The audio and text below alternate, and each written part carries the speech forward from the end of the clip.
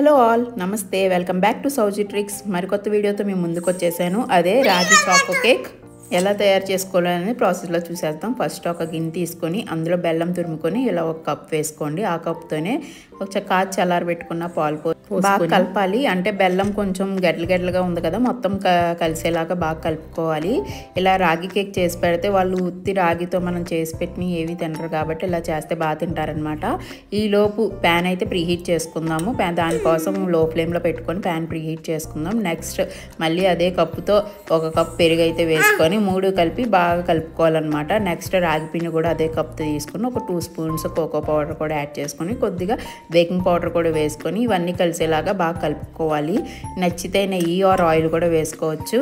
మా పాప తినదు కాబట్టి నేను ఏమీ యాడ్ చేయకుండా నార్మల్గా చేసేస్తున్నాను. నెయ్యి ఆర్ ఆయిల్ యాడ్ చేసుకున్నా కూడా టేస్ట్ చాలా బాగుంటుంది. ఇలా ఈ కన్సిస్టెన్సీ వచ్చే వరకు కట్ అండ్ ఫోల్డ్ మెథడ్లో బాగా కలుపుకోవాలన్నమాట. ఇలా రావాలి ఉండలు లేకుండా.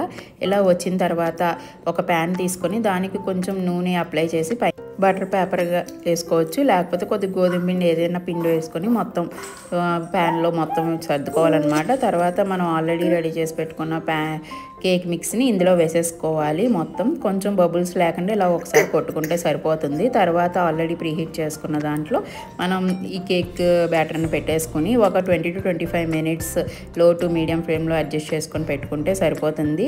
25 మినిట్స్ తర్వాత ఓపెన్ చేసి ఇలా తూర్పు పెట్టుకొని దానికి ఏమీ అంటకపోతే కేక్ రెడీ అయిపోయినట్టు. రెడీ అయిపోయిన తర్వాత చల్లారి పెట్టుకోండి. మరీ వేడి మీద తీసేస్తే కొంచెం బ్యాటర్ అంటుకుంటుంది.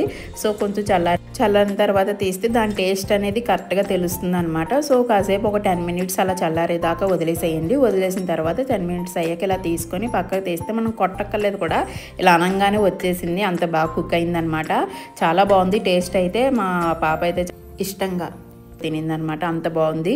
సో పిల్లలకి ఇలా రాగిపిండి రెసిపీస్ తినని వాళ్ళకి ఇలా కేక్స్ గట్ట చేసి పెడితే బయట కేక్స్ మానేసి ఇంట్లోవే తింటారనమాట. అంత టేస్టీగా ఉంది. మీరు కూడా ఖచ్చితంగా ట్రై చేసి కామెంట్ సెక్షన్లో చెప్పండి ఎలా వచ్చింది అనేది. వీడియోని ఫస్ట్ నుంచి లాస్ట్ వరకు చూసిన ప్రతి ఒక్కరికి చాలా థ్యాంక్స్. వీడియో నచ్చినట్టయితే ఖచ్చితంగా సబ్స్క్రైబ్ చేసి మీ ఫ్రెండ్స్కి షేర్ చేసి లైక్ చేయండి. అలాగే చూసారా ఎంత మెత్తగా ఉందో, తింటుంటే ఆ ఫ్లేవర్ చాలా బాగుంది.